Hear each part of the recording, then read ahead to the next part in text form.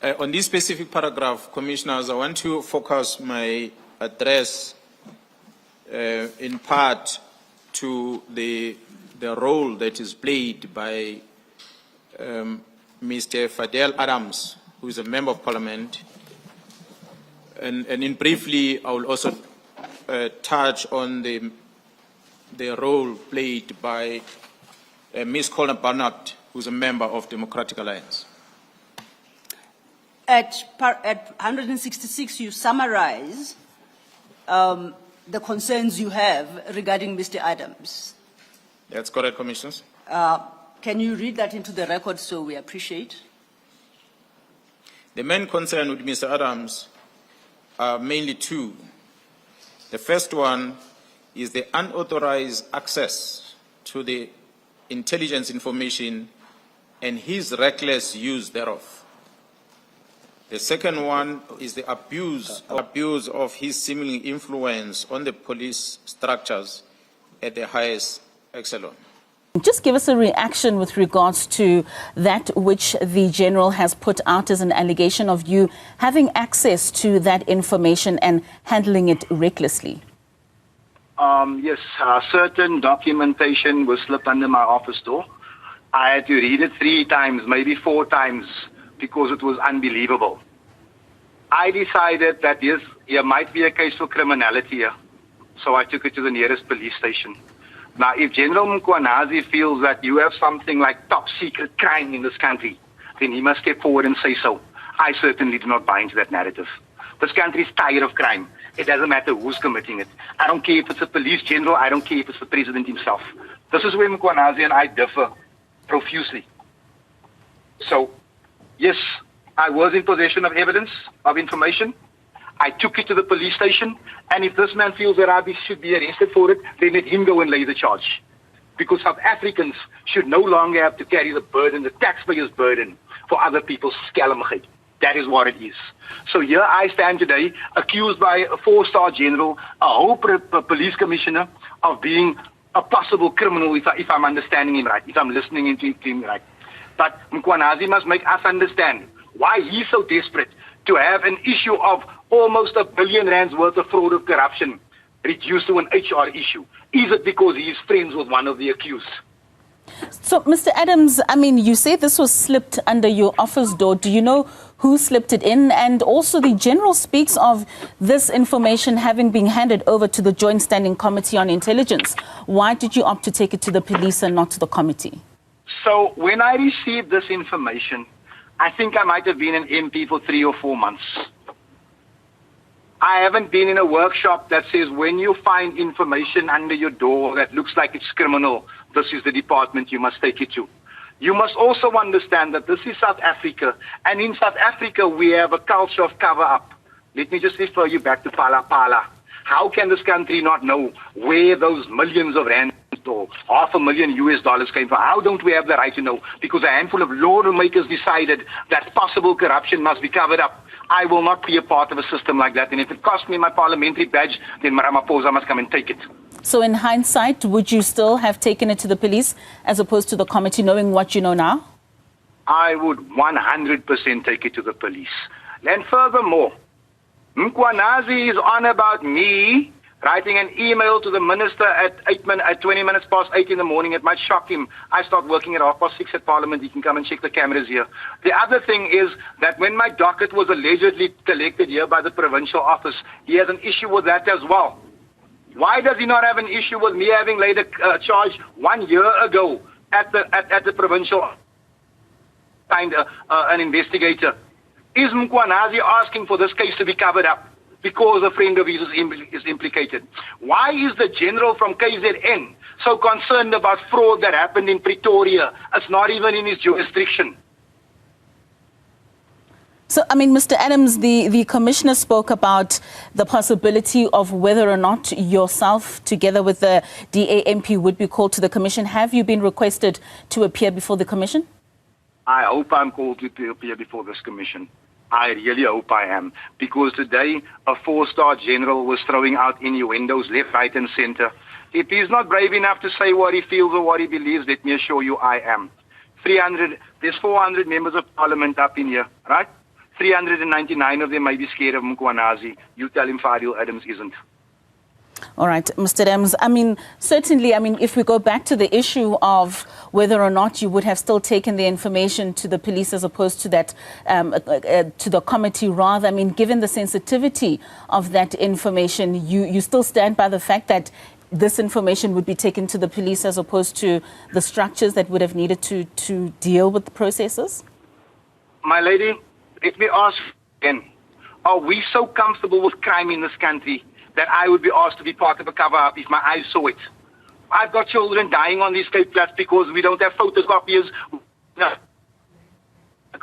Tonight, 7 of our sons will die, but people are being allowed to steal hundreds of millions of rands, and I'm being asked to make sure that this remains top secret. I will not. I will not. I repeat to you, I will not. I will face whatever comes. I will not be a part of this. So you deal with the first part, with the first concern, which is unauthorized access to intelligence information and his reckless use thereof, from paragraphs 168 to 173. If you could just highlight to the commissioners what your concern is and why you contend that he had unauthorized access to intelligence information and that he dealt with such information in a reckless manner. Thank you, Commissioner. Maybe before I continue this, I think it's important to remind the Commission and the public in general on my opening comment yesterday, which is on my statement, I think it's on page 6, where I indicated that as the police are investigating crime and we analyze information that is presented and evidence before us, a certain picture or a particular trend emerges. And that trend forces us to investigate further. So as we investigate further, we begin to see a certain trend that we pick up that is involved in that criminal investigation we are conducting. Once we see that picture, then in this case, the picture that we see that seems to undermine the administration of justice in the Republic is in that we then are in this state here before the Commission to try and explain the picture that we've been seeing, so that one doesn't wonder or question, why do we jump to that specific politician?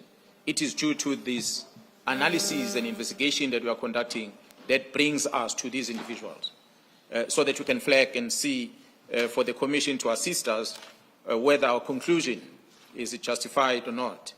But we are convinced that it is justified, that what we are presenting. So Mr. Adams appeared to have came into the position of an intelligence information. And this information is classified on its nature that Mr. Adams should not be in possession of. So it is an information that is intended for another structure of Parliament. If it comes to his position and as a lawmaker, as a person who is serving in Parliament, he ought to know that when I'm in possession of information from crime intelligence that is classified, it must be handed over to the Joint Standing Committee of Intelligence so that it can be interrogated, regardless of the status of that information. So that is expectation that one has towards a lawmaker, such as Mr. Fadiel Adams, who is currently serving in Parliament. Because this classified information we are referring to here, it's involving personal information of individuals that is deposited at crime intelligence or extracted by crime intelligence when the crime intelligence is conducting the vetting process for security clearance for individuals. It's a very sensitive information because it digs deeper to your personal information, your relatives, your criminal records, and everything that the state wants to test in order to confirm whether you qualify to be given a security clearance certificate or not. Such a clearance will then allow you to be in possession of sensitive material. The same applies to the members of the Joint Standing Committee in Parliament. It is only those members of Joint Standing Committee in Parliament that are vetted, and their information is in the disposal of this intelligence structure. And once they pass that vetting, certificates are issued to them. And that is the entry for those politicians to become members of the Joint Standing Committee. It is not open for everyone. So Mr. Adam, unfortunately, does not serve in that Joint Standing Committee. I do not know what is the reason that he is not part of the Joint Standing Committee. Perhaps that he might be able to answer himself. But in this regard, we know that he serves in the Portfolio Committee of Police, which is an oversight structure of government, and he's there as a public representative that holds us accountable on how we perform our function as a police on an open account of this that is allocated to the South African Police Service. But on the use of any funds on the secret account, the accounting role for that is within the Joint Standing Committee of Intelligence as regulated by the National Strategic Act of Intelligence that regulates how matters of state secrets must be handled, including the budget, resources, and otherwise. So Mr. Adam is not part of it, but recklessly he handles intelligence information not only within Parliament, but he takes it out to the public. Understanding your concern then, and you pointed out that he does not sit on the Intelligence Committee within Parliament. May I ask this of you, Ms. Sillo, to what term of reference does this testimony relate? It relates to the second part of what he'll be dealing with, which speaks to the concern about it's basically access to unauthorized information, and as a parliamentarian, dealing with that information in a manner inconsistent with the position he holds.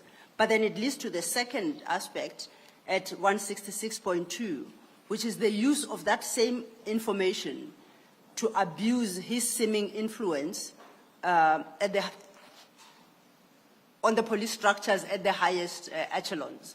That will then lead to, quote unquote, triggering a process through the Minister of Police to take certain steps that the General believes it's abuse of office and it interferes with the workings of the police.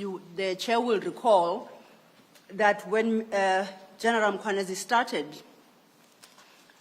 and explaining the various arms of government, of the police, he referenced crime intelligence, which though is located within the police, it is regulated in terms of the Intelligence Act. And it is the abuse he believes is perpetrated by some people. Maybe let's leave it. Okay. Perhaps at some stage, whether it's when you make submissions Indeed. or after all the evidence has been laid, we will see how the strings will be pulled together. I'm happy with that approach. But I've raised the question. Yes, it's noted. It's noted, Chair.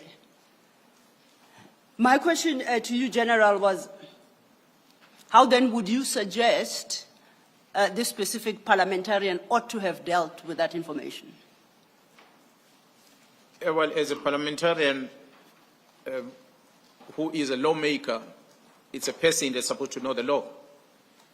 The National Intelligence Act is the law that lawmakers must know and comply with.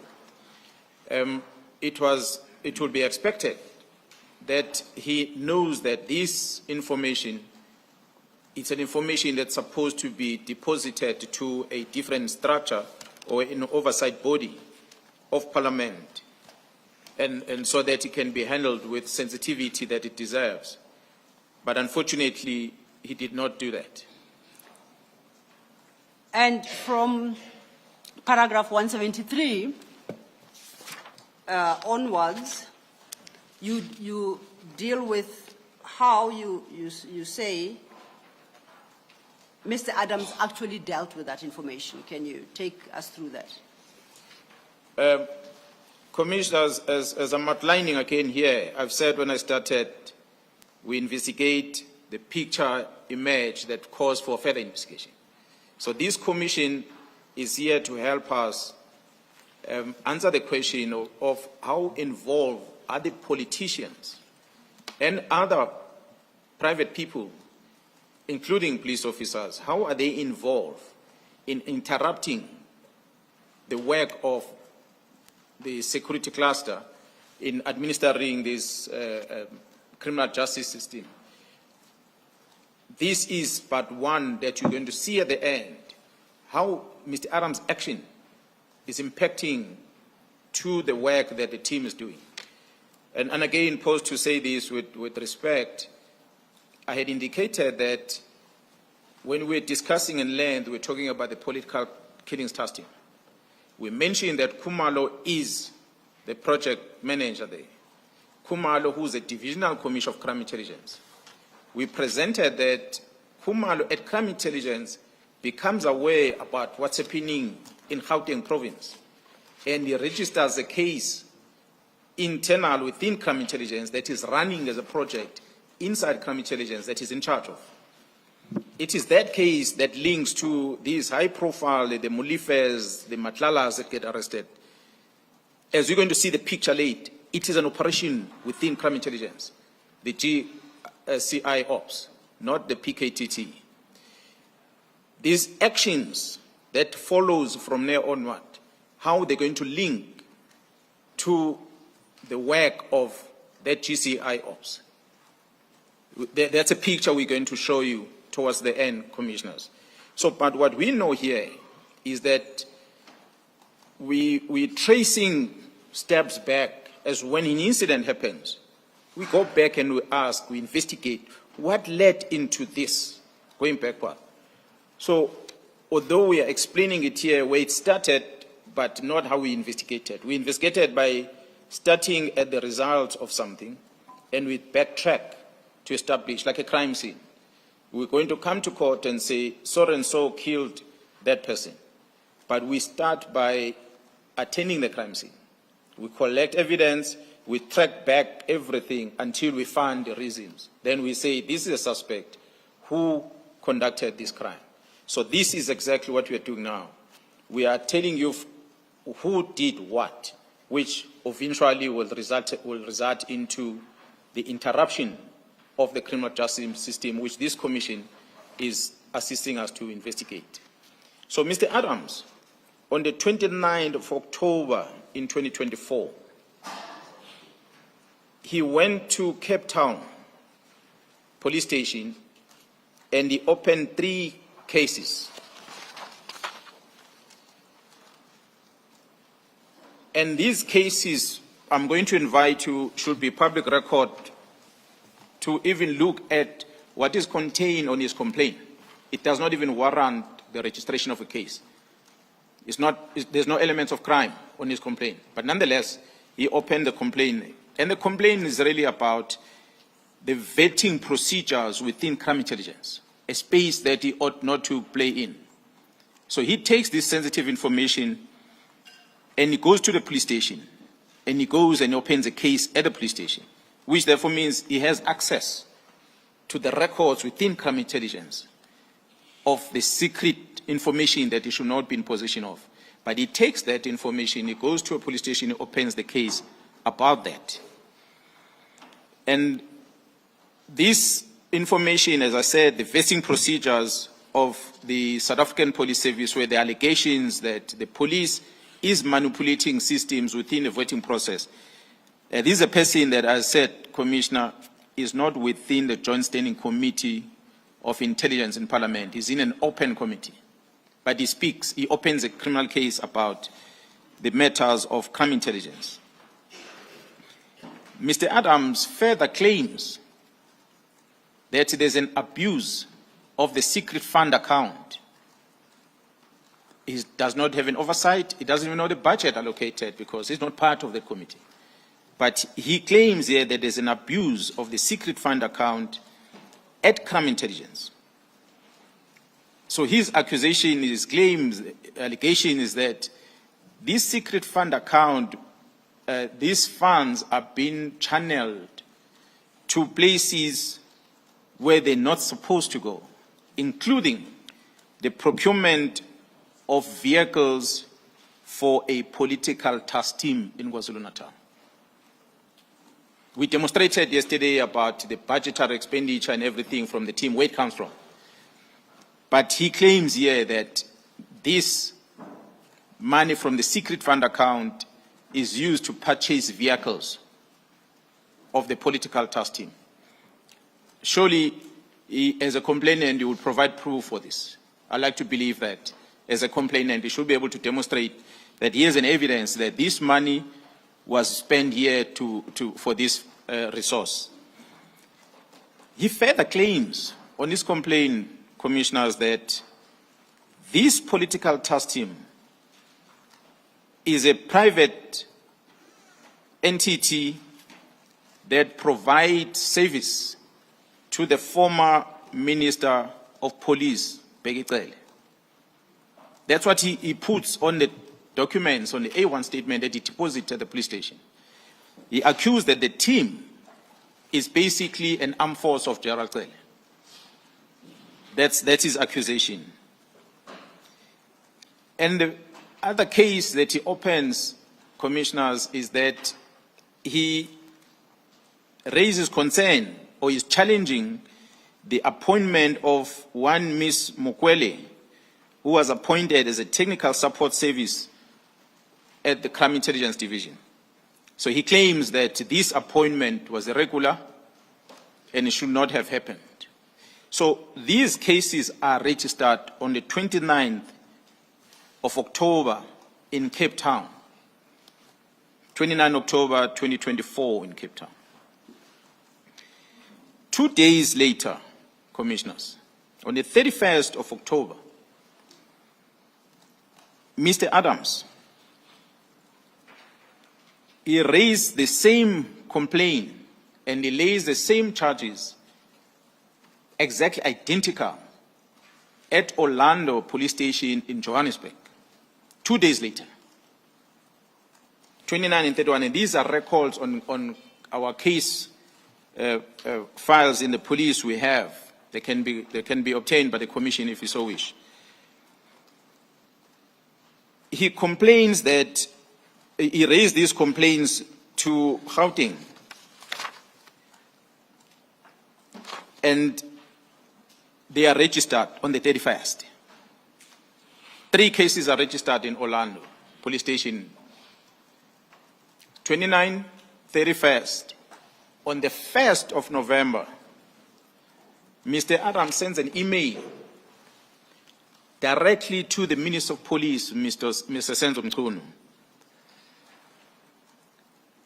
He is complaining to the minister, and his complaint says that there are efforts to undermine investigation related to these cases, and therefore is requesting the minister to intervene.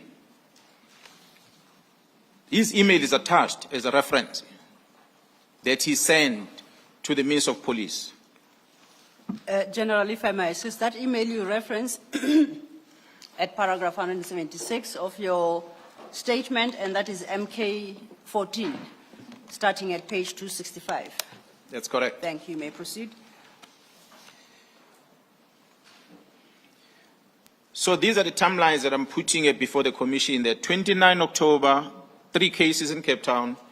2 days later, 31st of October, 3 cases, similar complaint in Orlando and Johannesburg, some 1,500 kilometers other part.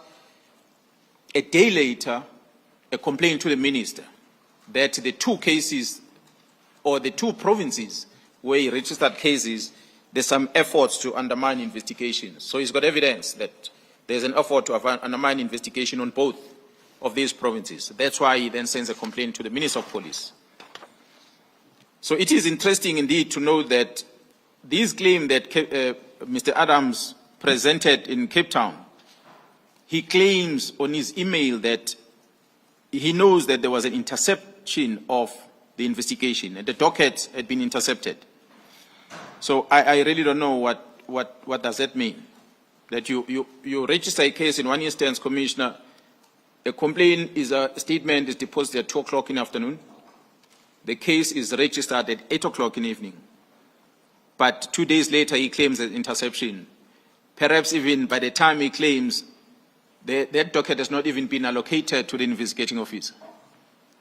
But he is already moving to another province to complain about it. So this is what he puts in a complaint to the minister, that there's interception of the docket in Cape Town, and he further claimed that he had been notified that the Gauteng Police Department had followed the same modus operandi as the Western Cape Provincial Commissioner and is interfering in the investigation process. So this is one man, a member of parliament, that is convinced that within the period he's opened the case, there's an interference already. And he leaves the one province, he goes to another one, he opens a case, 24 hours later he reaches a complaint that they are following the same modus operandi as Cape Town. So how we concluded to this, I really don't know. Perhaps he will be invited here to come and explain why he reached this conclusion. But as we investigate, commissioners, you're going to pick up some linkages of his involvement in this work that the team are doing in uncovering the criminal syndicates within the police. So this is the build-up to such. That's why we are focusing on this. This complaint, upon landing at the minister's office, first he sends an email to the minister, and after that follows another emails to the chief of staff of the minister of police and other people that he copied the emails to. But the first one was directly to the minister of police. Subsequent to that, the minister's office directed this complaint to the office of the National Commissioner. This is a complaint that comes on the 1st of November.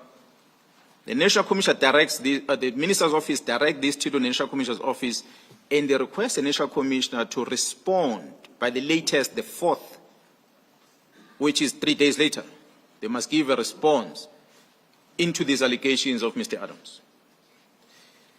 The National Commissioner's office acted on that complaint by directing a division in the police that is responsible for dealing with complaints, which is a division inspectorate.